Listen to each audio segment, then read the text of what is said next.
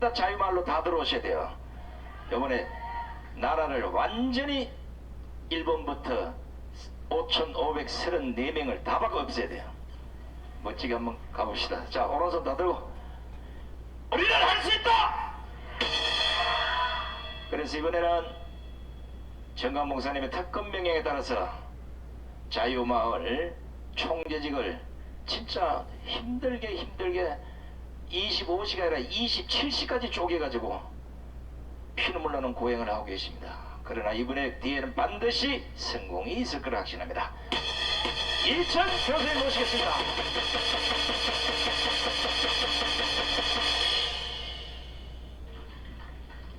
안녕하십니까. 반갑습니다. 대전에서 이렇게 환영해 줄 줄 몰랐습니다. 너무 감사합니다.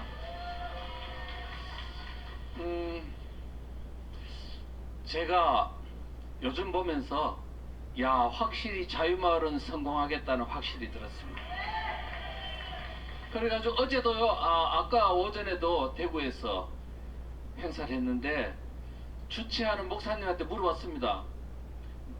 이게 얼마나 올 것 같아요? 물으니까 1000명 모으려고 했는데 1700이 2000명이 모였대요. 그런데 사실은 선전하고 홍보를 했으면요 수천 명이 올 뻔했대요. 왜 그렇게 됐느냐 하니까 답은 딱 단어 하나더라고요. 뭘 것 같아요? 자유마을. 자유마을이라고 했는데 왜 이렇게 몰려들까 궁금하지 않으십니까? 뭐냐? 자유마을은 두 가지 이유 때문에 몰려든 겁니다. 첫째, 대한민국이 진짜 위험에 빠졌다는 걸 알게 된 거예요. 이 운동을 통해서. 체제 위기에 봉착했다. 대한민국이. 지금까지 우리는 대한민국은 문재인 정부를 거쳤지만 그래도 아직도 자유민주주의는 여전히 지켜주는 줄 알았는데 지금 우리 자유마을의 운동을 통해서 알게 된 것은 대한민국이 사실상 적화됐구나. 이미 기울어진 운동장이 아니라 뒤집어진 운동장. 이미 전복된 상태구나 하는 것을 알게 됐다는 거예요. 그래서 이제 진짜 위기구나 하는 것을 느꼈기 때문에 막 뛰어나온 겁니다. 두 번째는 그런데 아무리 위기가 오더라도 극복할 방법이 보이지 않으면 사람이 자포자기해버립니다. 에라 할 수 없지 뭐 이민 가거나 아니면은 그냥 마루 밑에 숨거나 해야 되겠잖아요. 그런데 희망이 보이는 거예요. 왜? 이렇게 하면 우리가 지금 좌파 세력을 제거하고 대한민국의 체제를 정상화시킬 수 있겠구나. 바로 그게 자유마을이기 때문에. 지금까지 우리는 우파들은 뭐라고 했어요? 모래알이라 그랬죠. 항상 다른 나라도 그렇습니다. 우파들은 개인주의고 하다 보니까 모래알이다, 단합을 할 줄을 모른다, 이런 얘기를 많이 들었습니다. 그런데 보니까 지금까지 대한민국 역사 속에 한 번도 없었던 우파들이 진짜 자발적으로 조직 만드는 거를 한다는 걸 보니까 이게 보통 문제가 아닌 거예요. 대한민국 역사에도 처음이고 자유민주주의 세계사에도 유일한 일이라고 생각이 드는 겁니다. 여러분, 지금까지는 자유총연맹, 또 향군, 또 그다음에 새마을운동협의회 같은 조직이 있었죠. 그런데 그거는 자발적 조직이 아니고 정부에 의한 관변단체로서 성립되고 유지됐습니다. 그런데 우리는 지금 정부의 돈 받았습니까? 정부가 만들어라 해서 만들었습니까? 누가 만들었습니까? 스스로 만든 거잖아요. 정광훈 목사님이라는 어떤 대한민국을 지키는 구국의 지도자를 중심으로 스스로 만든 거 아닙니까? 이와 같은 일은 역사의 전무후무한 일이에요. 그렇기 때문에 이 운동은 승리할 수 있는 겁니다. 여러분, 그래서 우리가 지금 주민들을 3,506개 읍면동별로 주민들을 전도하는 마음으로 깨우고 나서면 언젠가는 반드시 모든 국민들이 북한 체제로 통일되는 이와 같은 체제 위기 앞에 깨어나지 않을 사람이 있겠습니까? 만약에 그걸 끝까지 거부한다면 그 사람은요 바로 반체제 세력이고 반대한민국 세력이고 이것은 대한민국에 살아갈 존재 가치가 없는 사람입니다. 우리는 대한민국의 지금 체제를 지키고 대한민국의 자유민주 체제, 종교의 자유가 보장되는 이 체제를 지키는 것은 우리가 정의 아닙니까? 그래서 우리는 지금 정의로운 전쟁을 하는 것이고 그들을 지금까지 그들은 뭐냐면 불의의 전쟁을 했던 그러한 세력입니다. 이제 우리는 반드시 승리할 수 있다. 이렇게 말씀드릴 수가 있습니다. 돌이켜보니까요. 우리나라는 정말 위기 가운데 수립됐고 지금까지 유지되어 왔습니다. 대한민국이 1948년도 8월 15일 건국됐죠. 어렵사리 좌익과 우익 사이에서의 심각한 체제전쟁을 거친 후에 어렵사리 대한민국이 자유민주주의 체제로 수립이 됐습니다. 그런데 수립되고 얼마 안 있어 2달 뒤에 여순 반란 사건이 일어나고 좌익들이 막 그냥 난동을 벌여서 수천 명이 죽고 그때 반란군들이 인공기를 걸어놓고 태극기를 내리면서 많은 사람들을 학살했습니다. 그때 비로소 우리는 야 공산주의 세력은 무섭구나 좌익 세력은 무섭구나 하는 것을 느끼고 바로 12월 1일날 48년도 12월 1일날 국가보안법이라는 걸 만들어 가지고 49년도 동안에 뭘 했냐 바로 군 내부에 들어가 있는 좌익 군인들을 숙청해내는 숙분 작업을 실행했어요. 그래서 그 한 10만 명 정도 되는 군인 중에 다 숙청해내고 나니까 10분의 1이 빨갱이가 들였다는 겁니다. 그를 제거한 후에 그렇게 대한민국이 6.25 전쟁을 겪게 돼서 우리가 공산화를 면할 수 있었습니다. 남노당 세력을 숙군해내고 빨치산을 숙청해내고 좌익 사상을 가진 사람을 전향하는 작업을 했더니 30만 명이 전향했습니다.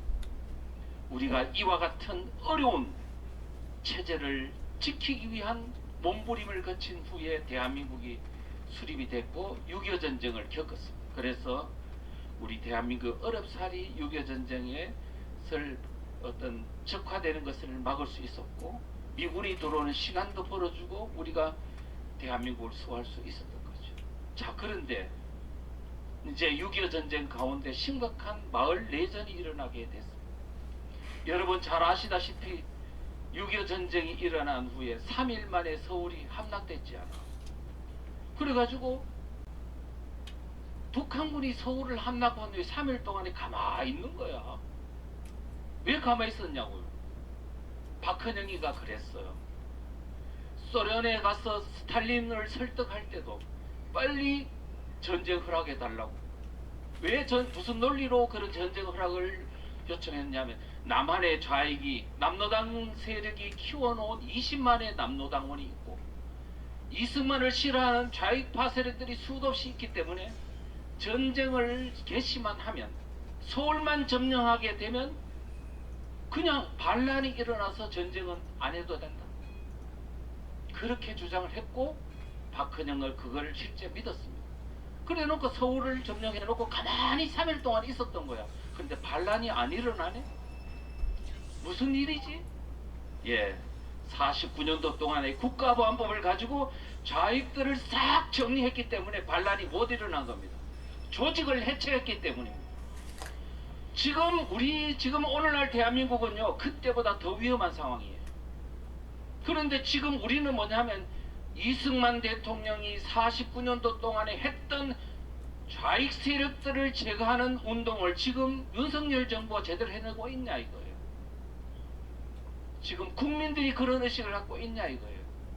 바로 오늘 우리는 그동안의 전쟁 6.25 전쟁이 끝난 후에 너무나 많은 피도 흘렸고 또 좌익 세력들을 제거하고 전향하고 많은 과정을 거치면서 이제는 공산주의의 위협은 끝났다고 생각할 때 그런데 세월이 흘러 국민들이 사상 무장을 점점 해체하는 가운데 수십 년이 지난 뒤에 80년대 대학가에서 김일성을 수령님으로 모시는 주사파들이 우후죽순처럼 등장하게 됐고 그들이 30년이 지난 지금에 선거로 그들이 정권을 잡는 불행한 사태까지 이르게 되지 않았어요.